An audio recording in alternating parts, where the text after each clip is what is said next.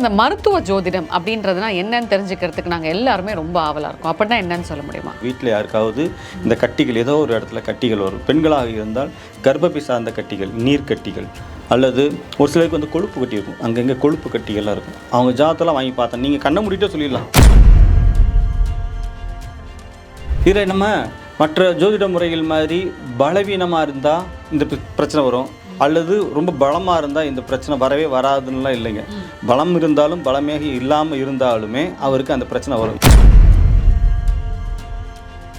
இந்த மாதிரி ஒரு வினோதமான நோய், யாருக்கும் வராத ஒரு புதுவிதமான நோய், புது பேரில் வச்செல்லாம் வருது, அதெல்லாம் வந்து என்ன இது வீக்காக இருந்தால் வரும்? அதாவதுங்க, நீங்கள் தோல் சம்மந்தமாக இந்த ஸ்கின் டிசீஸ் எல்லாமே ஒரு ஜாதகத்தில் புதன் அப்படிங்கிற கிரகம் ஆட்சியாக உச்சமாக நீசமாக இருந்தால் ஈஸியாக பார்த்துன்னே சொல்லிடலாம்.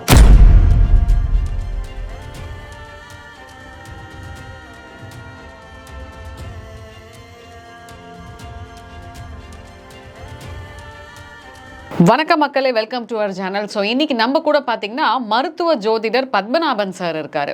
ஓகே, சரி, என்ன இது வந்து மருத்துவ ஜோதிடர் அப்படின்னு சொல்லிட்டு நம்மலாம் யோசிப்போம். ஜோதிடம்ல எவ்வளோ வகைகள் இருக்கு இல்லையா? அதில் வந்து இவர் வந்து மருத்துவ ஜோதிடர் அப்படின்னு சொல்லிட்டு சொல்றாரு. ஸோ அந்த மருத்துவ ஜோதிடம்னா என்ன அப்படின்றத பற்றி நம்ம எலபரேட்டாக பார்ப்போம். வணக்கம் சார். வணக்கங்க, அனைவருக்கும் வணக்கம். எப்படி இருக்கீங்க சார்? ரொம்ப நல்லா இருக்குங்கம்மா. ஸோ இந்த மருத்துவ ஜோதிடம் அப்படின்றதுனா என்னன்னு தெரிஞ்சுக்கிறதுக்கு நாங்கள் எல்லாருமே ரொம்ப ஆவலாக இருக்கோம். அப்படின்னா என்னன்னு சொல்ல முடியுமா? இப்போ எல்லாத்தையுமே இங்கே ஜோதிடத்தோடு கனெக்ட் பண்ணுறாங்க. எப்படின்னா, ஒருத்தவங்க கல்யாணம் ஆகணும், அல்லது ஒருத்தவங்களுக்கு குழந்தை பிறக்கும். எப்போ குழந்தை பிறக்கும்? ஒருத்தர் ஜாதகத்துக்கு கொண்டு வந்து கொடுத்துட்டு எனக்கு எப்போ வேலை கிடைக்கும், அரசு வேலை எப்போ கிடைக்கும், அல்லது வெளிநாடு எப்போ போகிறதுன்னு கேட்குறாங்க. சிலருக்கு வந்து கொடுத்த கடன் எப்போ அடையும், இதெல்லாம் கேட்குறாங்க. அல்லது கொடுத்த பணம் வருமா, எனக்கு பேங்க் லோன் எப்போ கிடைக்கும், வீடு எப்போ கட்டி முடிப்பேன், எல்லாத்தையும் கொண்டு வந்து ஒரு ஜோதிடர் கேட்குறாங்க. அந்த வகையில் ஒருத்தர் கல்யாணம் ஆகுறதுலேருந்து குழந்தை பிறகுலேருந்து எல்லாமே ஜோதிடத்தில் பார்த்து ஒருத்தர் சொல்கிறாரு அப்படின்னா, ஒரு வரக்கூடிய வியாதியும் ஜோதிடத்தில் சொல்லலாம் இல்லைங்களா? அது எப்போ வரும், எப்படி வரும், அது எந்த காலம் வரைக்கும் இருக்கோ, அந்த ஜாதகருக்கு எந்த காலத்துலேருந்து எந்த காலம் வரைக்கும் அது தொந்தரவாக இருக்கும், அது எப்போ சரியாகும் அப்படிங்கிறத பார்த்து ஒரு கணிச்சு சொல்கிறதா வந்து அதை வந்து இந்த ஜோதிடத்தில் நான் கனெக்ட் பண்ணி சொல்ல வேண்டியதாக இருக்குது. இதுக்கு பேர் தான் நம்ம மருத்துவ ஜோதிடம்னு கொண்டு போகிறோம். இப்போது ஒருத்தவங்களுக்கு ஜாதகத்தில் பார்த்து என்ன நோய் இருக்குன்னு சொல்ல முடியும் அப்படின்னு சொல்கிறீங்க இல்லையா? உதாரணத்துக்கு ஏதாவது சொல்ல முடியுமா? இப்போங்க, ஒருத்தருக்கு வீடு கட்டான்னு வச்சுக்கோங்க. வீடு கட்டுறதுக்கு அவங்க ஜாதகத்தில் சந்திரன் வந்து, ஏன்னா 4ஆம் இடம், காலபுஸ்தகத்துக்கு 4ஆம் இடம் தான் வந்து வீடு ஸ்தானம்னு சொல்கிறாங்க. அது 4ஆம் இடம் எப்படி இருக்கோ அதை பார்த்து தான் அவர் இந்த காலகட்டத்தில் வீடு கட்டுவார்னு சொல்கிறாங்க. அது மாதிரி ஒருத்தருக்கு சூரியன் யாருக்காவது பவராக இருக்குது அப்படின்னா, ஒரு ஜாதகத்தில் ஆட்சியாகவோ உச்சமாகவோ நீசமாகவோ இருக்கும் பொழுது அவருக்கு சூரியனுங்கிறது நம்ம என்னமோ சொல்கிறாங்க அப்படின்னா, தலையாய பண்பு, அதிகாரம், ஒரு ஆட்சியில் இருக்கிறது, ஒரு தலைமை பண்புன்னு சொல்கிறாங்க. அப்போ சூரியன் யார் ஜாதத்தில் நான் சொன்ன இந்த விஷயங்களில் இருக்குதோ, ஆட்சியாகவோ உச்சமாகவோ நீசமாகவோ இருந்துச்சுன்னா அவங்களுக்கு ஒற்றை தலைவலின்னு சொல்லக்கூடிய மைக்ரைன் பிரச்சனை வருது. அப்போ அவங்களுக்கு இயற்கையாகவே கொஞ்சம் ஸ்பீடாக இருப்பாங்க. அப்போது என்ன சொல்கிறது அப்படின்னா, அவங்களுக்கு இந்த அல்சர் தொடர்பான விஷயங்கள் வரதை நம்ம தொடர்ந்து பார்க்குறோம். அப்போ சூரியன் யார் ஜாதத்தில் நான் சொன்ன இந்த இடங்கள்லாம் பிளேஸ்மெண்ட் ஆகிருந்துச்சுன்னா, அவங்க பிறப்பு ஜாதகத்தில் இருக்கும் பொழுது அவங்க இயற்கையாகவே வந்து ஒரு மைக்ரைன் இருக்கிறவங்களா இருப்பாங்க, தேவையில்லாமல் டென்ஷன் பாட்டியாக இருக்கிறவங்க இருப்பாங்க.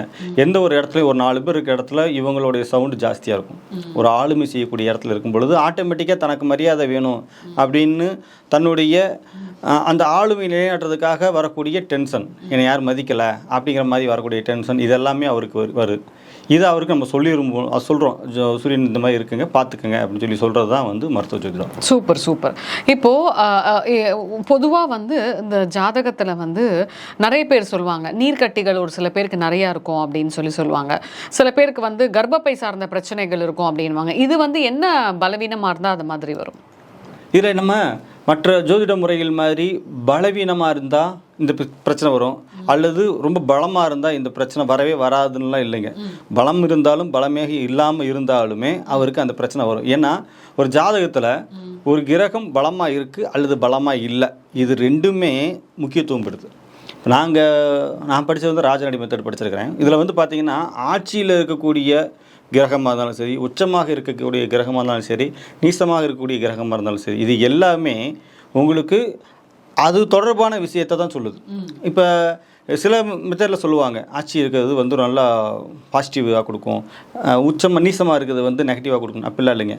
ஒருத்தர் ஜாதகத்தில் ஆண் ஜாதகமாக இருந்தாலும் சரி, பெண் ஜாதகமாக இருந்தாலும் சரி, கட்டிகள்னு நீங்கள் கேட்டீங்க, கட்டிகள் வந்துட்டாலே அது குரு தான். அப்போ குரு யார் ஜாதகத்தில் எல்லாமே ஆட்சியாகவோ உச்சமாகவோ நீசமாகவோ இருக்குது அப்படின்னா கண்டிப்பாக அவங்க வீட்டில் யாருக்காவது இந்த கட்டிகள் ஏதோ ஒரு இடத்துல கட்டிகள் வரும். பெண்களாக இருந்தால் கர்ப்பப்பை சார்ந்த கட்டிகள், நீர்க்கட்டிகள், அல்லது ஒரு சிலருக்கு வந்து கொழுப்பு கட்டி இருக்கும், அங்கங்கே கொழுப்பு கட்டிகள்லாம் இருக்கும். அவங்க ஜாதகத்தெல்லாம் வாங்கி பார்த்தா நீங்கள் கண்ணை மூடிட்டே சொல்லிடலாம் உங்கள் ஜாதகத்தில் குரு அதாவது வியாழன்னு எழுதியிருப்பாங்க ஜாதகத்தில்.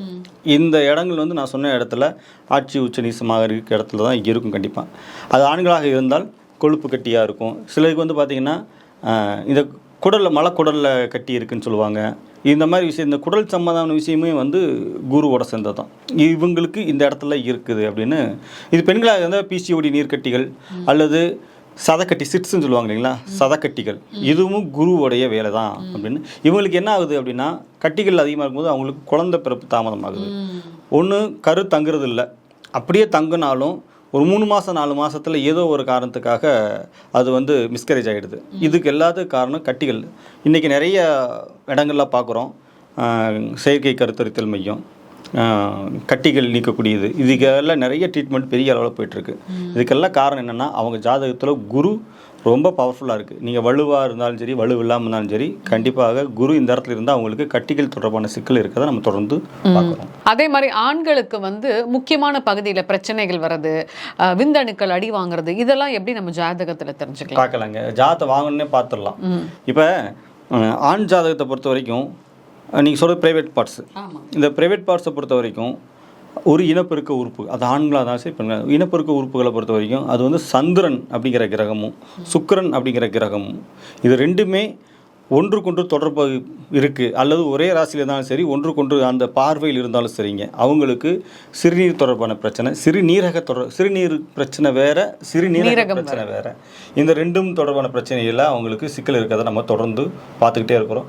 வெறும் சுக்கிரன் மட்டும் இருக்குது அப்படின்னா அவங்களுக்கு நீர்த்தண்ணி விந்துக்கள் அல்லது சூரியனோட சேர்ந்து சுக்கிரன் இருந்துச்சு அப்படின்னா அவங்களுக்கு வந்து சொல்கிறாங்க இல்லைங்களா, அந்த அடர்த்தி ரொம்ப கம்மியாக இருக்குங்க, அல்லது அது அணுக்கள் குறைவாக இருக்குன்னு சொல்கிறாங்க. இது எல்லாமே சூரியன் சுக்கிரனும் ஒன்றுக்கொன்று தொடர்பில் இருக்கும் பொழுதோ, ஒன்றுக்கொன்று பார்வையில் இருக்கும் பொழுதோ இவங்களுக்கு இருக்குது. ஒருவேளை அந்த பார்ட்னருக்கு நல்லபடியாக தெளிவாக இருந்துச்சு அப்படின்னா ஏதோ ஒரு பேலன்ஸ் பண்ணி ஓட்டிடுது. ஆண் ஜாதகத்தில் இப்படி இருந்துச்சுன்னா இந்த மாதிரி சிக்கல் இருக்காது. நம்ம தொடர்ந்து எல்லா ஜாதகத்துலையும் பார்க்குறோம். பொதுவாக இப்போல்லாம் வந்து நோய்கள்லேயே வந்து புதுசாக வந்து நோய்கள் வருது. ஸ்கின் ப்ராப்ளம் எடுத்துக்கிட்டிங்கன்னா இன்னும் புதுசாக சொல்கிறாங்க. அதே மாதிரி வந்துட்டு என்னென்னவோ நோய்கள் வருது, அது சொல்லக்கூட பயமாக இருக்குது, சொல்லவும் தெரியலை. இந்த மாதிரி ஒரு வினோதமான நோய், யாருக்கும் வராத ஒரு புதுவிதமான நோய், புது பேரில் வச்செல்லாம் வருது, அதெல்லாம் வந்து என்ன இது வீக்காக இருந்தால் வரும்? அதாவதுங்க, நீங்கள் தோல் சம்மந்தமாக இந்த ஸ்கின் டிசீஸ் எல்லாமே ஒரு ஜாதகத்தில் புதன் அப்படிங்கிற கிரகம் ஆட்சியாக உச்சமாக நீசமாகவோ இருந்தால் ஈஸியாக பார்த்துன்னே சொல்லிடலாம். அவங்க வீட்டில் ஸ்கின் அலர்ஜி உங்களுக்கு இருக்கான்னு கேட்டால் அவங்க ஆமான்னு சொல்லுவாங்க. சில பேர் இல்லைன்னுவாங்க. இல்லைங்க எனக்கு அப்படிலாம் யாருக்கு இல்லையா அப்படின்னா, சரிங்க இப்போ கொஞ்சம் பார்த்துருங்க, உங்களுக்கு வருகிற வாய்ப்பு இருக்குன்னா. பிறப்பு ஜாதத்தில் இருக்கிற புதனை கோச்சாரத்தில் இருக்கிற, அதாவது இப்போ அடுத்து வரக்கூடிய ராகு கேது பேச்செல்லாம் சொல்கிறாங்க இல்லைங்களா, இது வந்து புதனை நேரடியாக தூண்டும் பொழுது அவங்களுக்கு ஸ்கின் அலர்ஜி வரதை நம்ம தொடர்ந்து பார்க்கலாம். அது நம்ம ஈஸியாக சொல்லிடலாம். அப்போ கொஞ்சம் கவனமாக இருங்க, உங்களுக்கு ஸ்கின் அலர்ஜி வருவதற்கான வாய்ப்பு இருக்குது. ஏன் இதை நம்ம சொல்லணும் முதல்ல இல்லைங்களா? உங்களுக்கு ஸ்கின் அலர்ஜி வருதான்னா இருக்குன்னு வாங்க, சிலர் இல்லைன்னு வாங்க, சரி இப்போ கொஞ்சம் பார்த்து கவனமாக இருங்க அப்படின்னு சொல்லிட்டோம் அப்படின்னா, இதை முன்கூட்டியே அவங்களுக்கு ஒரு அவேர்னஸாக கொடுக்கும் பொழுது திடீர்னு அவங்களுக்கு வந்துருச்சுன்னு வச்சுங்களேன், நம்ம சொல்லாமல் விட்டுட்டோம் அப்படின்னா, அவேர்னஸை முதலே கொடுத்துட்டோம், சொல்லாமல் இருக்கோன்னா அவங்க என்னென்னா அதை அனுபவிக்கும் பொழுது நமக்கு யாரோ ஜீவனை வச்சுட்டான், ஏதோ ஒன்று தாண்டிட்டேன் அதனால் எனக்கு இப்படி ஆகி போச்சு அப்படின்னா அவங்க தேவையில்லாமல் போய் அந்த மந்திரிக்கிறதா இருக்கட்டும், கயிறு கட்டுறதா இருக்கட்டும், தாயத்து கட்டுறதா இருக்கட்டும், இந்த மாதிரி கிராமங்கள்லையும் சரி டவுன்லையும் சரி எல்லாமே பண்ணிட்டு தான் இருக்காங்க. அப்போ ஒரு முன்கூட்டியே ஒரு அவேர்னஸாக கொடுத்துட்டோம், ஓகே என் ஜாதகத்தில் இப்படி இருக்குது. ஏன்னா ஜாதக கட்டத்தில் இருக்கிறது நம்முடைய வாழ்க்கை வட்டத்தில் நடக்கவே நடக்காது, அதில் இருக்கிறதா அங்கே நடக்கும். இதில் இல்லாமல் வேறு எதுவுமே புதுசாக ஒன்றும் வாழ்க்கையில் நடந்துடாது. அப்போ நம்ம இந்த மாதிரி இருக்குங்க பார்த்துங்க அப்படின்னா, ஓகே அன்றைக்கே அவர் சொன்னார், அப்போ நம்ம ஏதாவது ஒரு ட்ரீட்மெண்ட் எடுத்துக்கலாம் அப்படின்னு அவங்க ஏதாவது ஒன்று எடுக்கும் பொழுது அந்த பிரச்சனை வெளியில் வந்துடுறாங்க. அப்போ புதன் யார் ஜாதகத்தில் எல்லாம் வலுவாக இருக்கோ அல்லது இழந்தாலும் சரி அவங்களுக்கு ஸ்கின் அலர்ஜி, அது இன்னொன்று நீங்கள் சேர்த்துக்கலாம். நரம்பு தொடர்பான விஷயங்கள், ஏன்னா கம்யூனிகேஷன் அப்படிங்கிற விஷயம் புதனுடைய கண்ட்ரோலாக தான் வச்சுருக்கிறாங்க. புதன் அப்படிங்கிறது என்னென்னா கம்யூனிகேஷன், தொடர்பு உறுப்புகள். அப்போ நம்மளுடைய தொடர்பு உறுப்புகள் என்ன, ஸ்கின்னு. ஏன்னா எல்லாத்துக்கும் ஒரு தொடு உணர்வு இருக்குது இல்லைங்களா, ஸ்கின்னு. அதே மாதிரி நரம்பு, நம்மளுடைய எல்லா விஷயத்தையும் இந்த ரத்தங்கள் மூலமாக கொண்டு போகக்கூடிய ஒரு இந்த நரம்பு முடிச்சுகள் எல்லாமே ஒரு கம்யூனிகேஷனுக்கு பாலமாக இருக்குது. அப்போ இந்த நரம்பு சம்பந்தமான விஷயங்கள், சில பேர் தூங்கி எதிர்ச்சுன்னு பார்த்தீங்கன்னா கால் கொஞ்சம் நேரம் அப்படியே திரும்பின மாதிரியே இருக்கும், நம்ம மூமெண்ட்டுக்கு வராது. அவங்க எந்திரிச்சு அப்படியே உட்காந்துருப்பாங்க. கொஞ்சம் நேரம் ரிலாக்ஸ் ஆனது பிறகு தான் நடப்பாங்க. லேடிஸ் சில பேர் காலப்படி தேய்ப்பாங்க. அதுவுமே வந்து நரம்பு கீழே போகிற ரத்தம் ஒரு மாதிரி உறைஞ்ச மாதிரியே அவங்களுக்கு ஃபீல் ஆகும். ஒரு மாதிரி ஸ்பிரிட்டாக இருக்க மாட்டாங்க. எந்திரிச்சா தள்ளுற மாதிரியே இருக்கும். அப்படியே எந்திரிச்சு கொஞ்ச நேரம் அப்படியே சவத்தை பிடிச்சிட்டு நின்றுட்டு அப்புறம் தான் நடப்பாங்க. இது எல்லாமே புதன் தொடர்பான விஷயத்த நம்ம சொல்கிறோம்.